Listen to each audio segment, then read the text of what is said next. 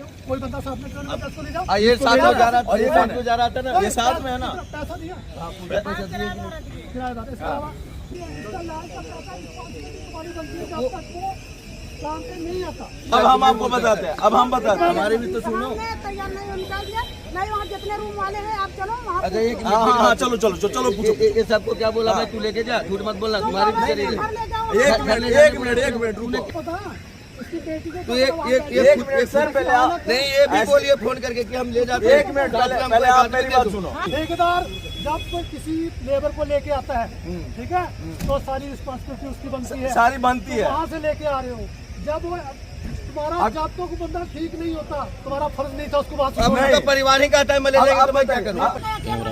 मैं इनको दिखाने के लिए बोल रहा हूँ। इंसानियत कोई चीज होती है, ये इंसानियत है हम लोग में। पैसा कमा रहे हो,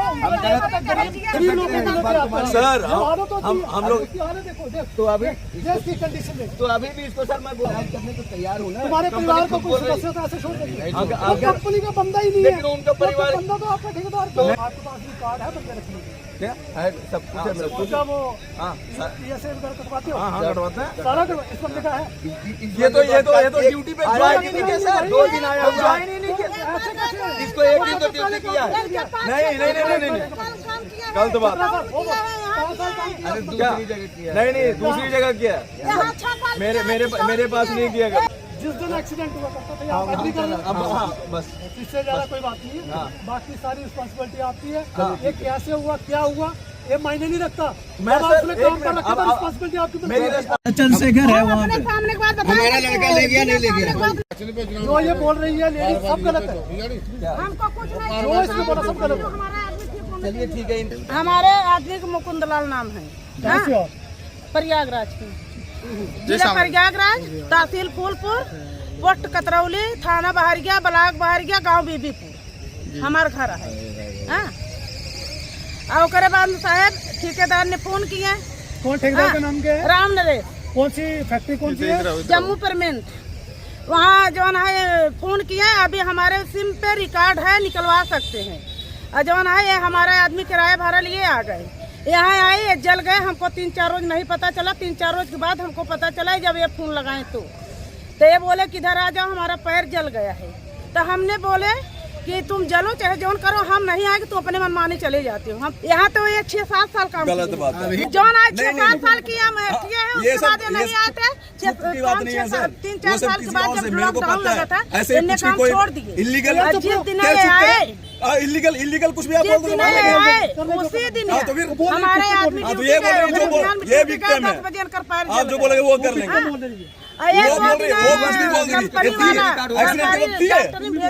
मेरे को भी पता है। प्राइवेट में इनके लगे, हमने 4 बार फोन लगाए, ठेकेदार बोले अभी आ रहे हैं, जांच करवा रहे हैं, जब ही आ रहे हैं तभी आ रहे हैं। 4 दिन से आए नहीं, 4 दिन से इन्हें आए नहीं।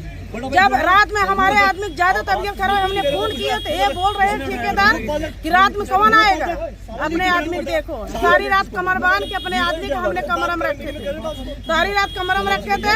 सुबह आए इनके लड़का धक्का दिए, इनके हाथ टूट गया, गए साला कला किया है। समझ गए आप, देखो ये कला किए हैं। अरे कोई बात बहन के लग जाओ, देहात का हवा लगेगा या ठीक हो जाएगा। ऑटो करके 3 से हमको जल्दी हमारा सामान निकलवाए के पैक करवाए के भेजवा दिए।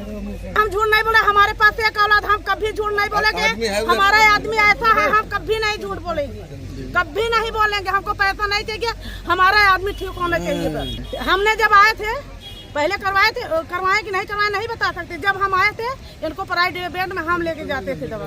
नरेश नाम है जी, आपके पास काम करते हैं? हाँ जी, अभी हाल फिलहाल में आया है। ये 2 दिन ओनली काम किया तो दूसरे दिन वो चोट लगा लिया। मैं क्या बताऊँ, उसके बाद मैं इलाज भी करवा रहा था इसको जी। उसके बाद इनको परिवार को भी बुला दिया। कहाँ पे लेबर काम कर रही है? जम्मू पिगमेंट में। अच्छा, लगेट मोड़ में जी। उसके बाद इन्होंने बोले कि आपके पास कितनी देर से काम कर रहे हैं ये? सर यही हुआ है अभी, कितना तारीख को आया है? 27 तारीख को आया है। 2 दिन काम किया था बस, उसके बाद ये फिर काम करना बंद कर दिया। हाँ, कंपनी में हुआ है हादसा, कंपनी में हुआ है। कंपनी चला रही है, कंपनी में हुआ है और कंपनी में इलाज भी इसको चला रहे थे हम। इन्होंने बोले कि मैं लेके जाएंगे, मैं इनको पैसा दिए हैं, साथ में आदमी दिए, कहीं एक आदमी मेरे साथ में दिया है ना। अब बताइए, अब मैं इसके आगे क्या करें?